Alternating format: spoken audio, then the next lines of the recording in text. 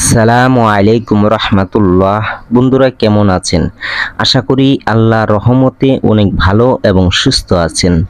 দেশে এবং প্রবাস থেকে যে যেখান থেকে ভিডিও দেখছেন আপনাদেরকে অসংখ্য ধন্যবাদ জানাই।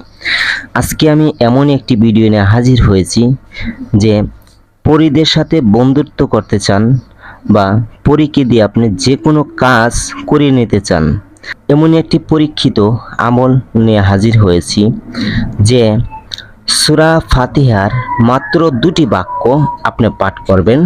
এই দুটি বাক্য পাঠ করার মাধ্যমে আপনার কাছে পড়ে এসে হাজির হবে। যা এত সহজ বাক্যটি আমি একটু উচ্চারণ করে বলি, পরে নিয়মটা বলে দিব।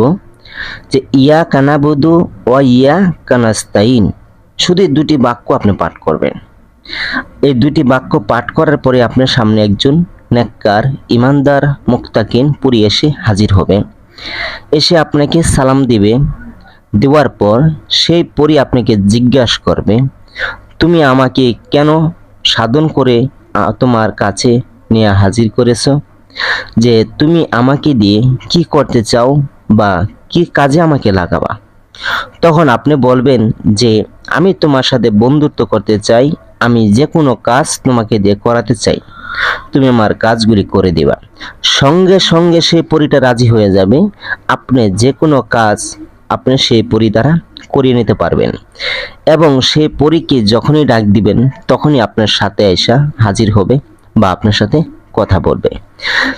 একদম সহজ এই আমলটি নিয়ে হাজির হয়েছি। এই আমলটি দিন বা রাত আপনি যখন ইচ্ছেন তখনই করতে পারবেন। যে অনেক বন্ধুরাই বলে থাকি যে পরীক্ষিত যেটা কার্যকারী সহজ একটি আমল দেন। দেখেন আজকের যে আমলটি, এটি হলো কোরআনী একটি আমল, সূরা ফাতিহার একদম সহজ একটি আমল।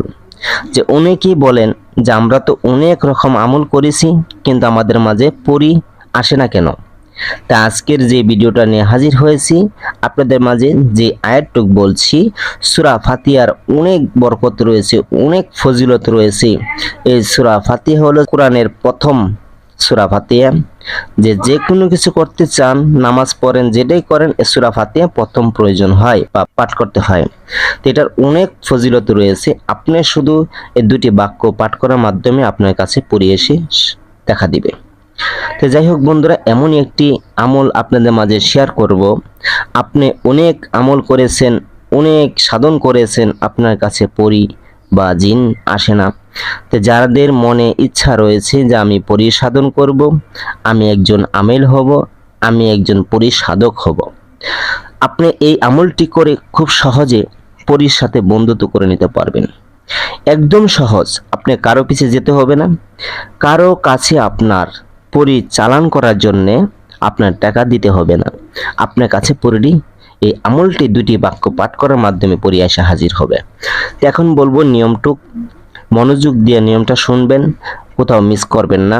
তার আগে একটি কথা বলি, আপনি যদি আমার চ্যানেলে নতুন দর্শক হয়ে থাকেন তাহলে একটু কষ্ট করে চ্যানেলটা সাবস্ক্রাইব করে দেন, ভিডিওটাকে একটি লাইক দেন, একটি শেয়ার করে দেন। কারণ যে কোনো কিছু করতে গেলে অবশ্যই সেটার একটা এজাজত লাগে। তা আপনি লাইক শেয়ার করেন, ইনশাল্লাহ আপনাকে এজাজত আমি দিয়ে দেব। আরেকটি বিষয় রয়েছে এখানে যে আপনি যে কোনো কিছু আমল করবেন, অবশ্যই আমল যখনই করবেন অজু হালতে কিন্তু আপনি আমল করতে হবে, অজু ছাড়া করলে কিন্তু কাজ হবে না। তো এই বাক্যটি আপনি এখন কিভাবে পাঠ করবেন বিস্তারিত খুলে বলবো। এই বাক্যটি আপনি হয় বৃহস্পতিবার দিন না হয় শুক্রবার দিন, দিন হোক বা রাত হোক, আপনি এই আমলটি করতে পারবেন। তবে টাইম আপনার দুইটা রয়েছে। যদি আপনি ফজরের নামাজের পর একবার বাক্যটি পাঠ করতে পারবেন বা এশার নামাজের পর একবার এই বাক্যটি পাঠ করতে পারবেন। এই দুই টাইমে আপনি এই আমলে বসতে হবে। যে যখন এই আমলটি বসবেন যে কোনো নামাজের পর, অথচ ফজরের নামাজের পর না হয় এশার নামাজের পর, আপনি এই আমলটি শুরু করবেন। কিবলামুখী হয়ে বসে চক্ষুটা বন্ধ করে নেবেন। চক্ষুটা বন্ধ করার পর দুরূদে ইব্রাহিম 9 বার প্রথম পাঠ করবেন। তারপরে আবার সর্বশেষে আপনার 7 বার পাঠ করতে হবে। যেমন 9 বার পাঠ করার পর আপনি হাতে একটি তসবিহ নেবেন।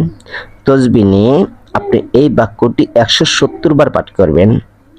ইয়া কানাবুদু ওয়া ইয়া কানাস্তাইন, শুধু এই দুইটা বাক্য 170 বার আপনি পাঠ করতে হবে। যখনই 170 বার পাঠ করা হবে, তারপরে আপনি আবার দুরূদ শরীফ 7 বার পাঠ করবেন। 7 বার পাঠ করার পরে আপনি চক্ষুটা খুলবেন। চক্ষুটা খোলা মাত্রই আপনার সামনে দেখতে পারবেন পরী এসে হাজির হয়ে গেছে। তখন সেই পরী আপনাকে সালাম দিবে। তখন সেই পরীকে আপনি সালামের উত্তর দিবেন। দেওয়ার পর ওই পরীকে বলবেন, আমি তোমার সাথে বন্ধুত্ব করতে চাই, আমি তোমার সাথে দুস্তু বানাতে চাই, তুমি আমার যে কোনো কাজগুলি করে দিবা, আমি যে কাজের কথা বলবো সে কাজটা তুমি করে দিবা, বলো দিবে কি না।